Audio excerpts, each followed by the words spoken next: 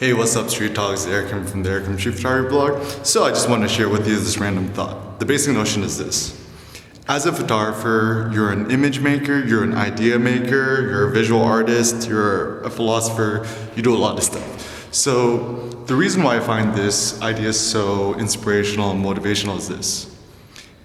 I think generally in the past, photographers have been kind of talked down upon that photographers are not legit artists, photographers are just photographers, and especially now that the iPhone is so ubiquitous, there's all these snobby people, oh, everyone's a photographer now, blah blah. But yeah, actually that is the fact.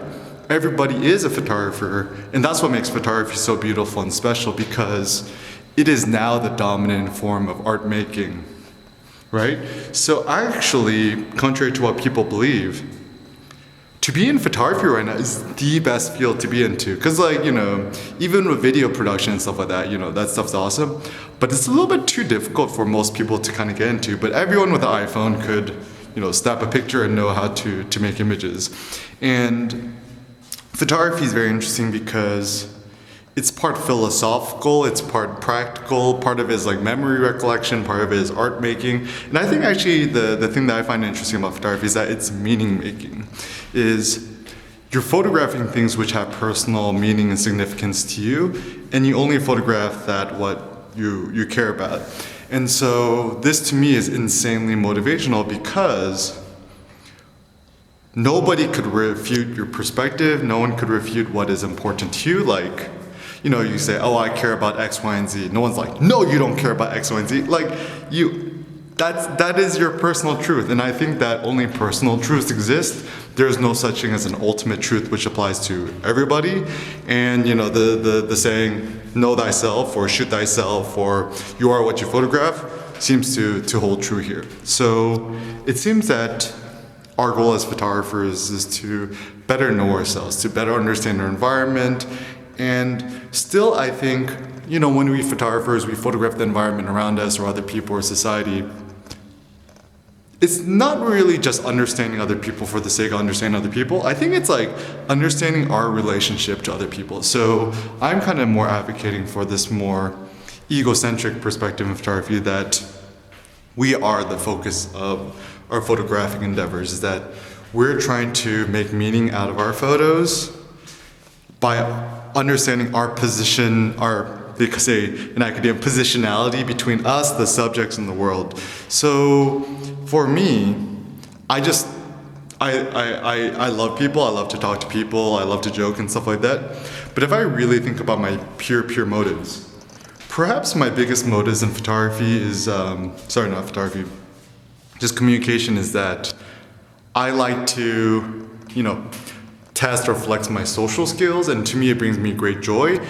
And maybe even in photography and street photography, it's kind of the same thing, where it's kind of a chance for me to exercise and test my own personal courage, my own personal bravery. So for example, even when I go to the gym and I'm lifting weights, it's kind of an opportunity for me to test my own personal strength, to see how strong I am and how far I could push it. And it's a personal curiosity, because I think it's kind of the problem nowadays is that we try too much to control other people. It's don't do this, do that, and stuff like that. But you're never gonna control somebody else. You're never gonna change their minds. Even if you have a slave, right?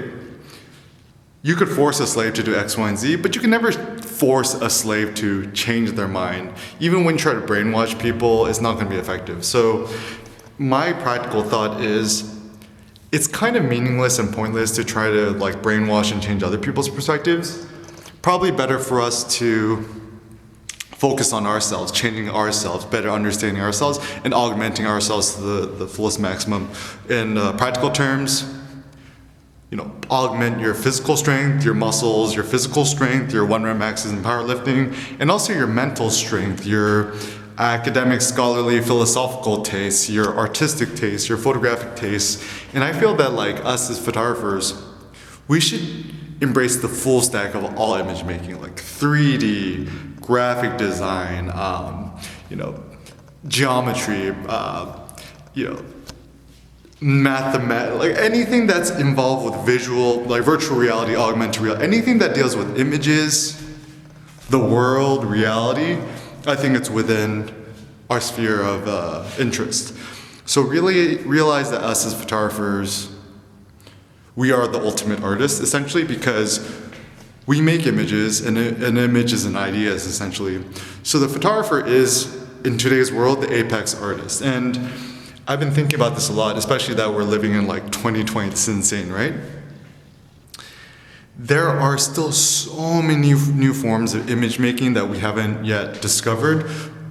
And also there's so many new ways of image sharing or production or publishing that haven't been explored yet too. So for example, I mean, like, you know, it's awesome that, you know, people do exhibitions, books, zines, you know, social media. But to me, like, that's great and all, but I'm curious, like, what's next? Like, what is, once again, we're in 2020, what is the next frontier? So I was like experimenting with like augmented reality, you know, virtual reality, 360 cameras, stuff like that. And even something simple like using iPad and Procreate and remixing my images on top of it. Like, there's so many radical ways that we could create images. So moving forward, 2020 and beyond, let us think about ways that we could augment our visual skills and our visual acuity to the next level, and realize that we're not just photographers, we're visual artists. We're not just visual artists, we're artists. We're not just artists, we're philosophers. Like, we are the full stack thing. We are the apex artists that have come thus far. And I guess the goal in life is to become the most ultra, the most supreme, the most epic artist that we can. And, you know, practical ways you can think about doing this, you know, don't just make photos, make videos, vlog, write, you know, look at fashion, look at colors, look at, you know, automotive design, look at graphic design, look at, you know, projective geometry, look at anything that involves images and with your eyeballs, things that you see, is all free game. So there is so much we could explore.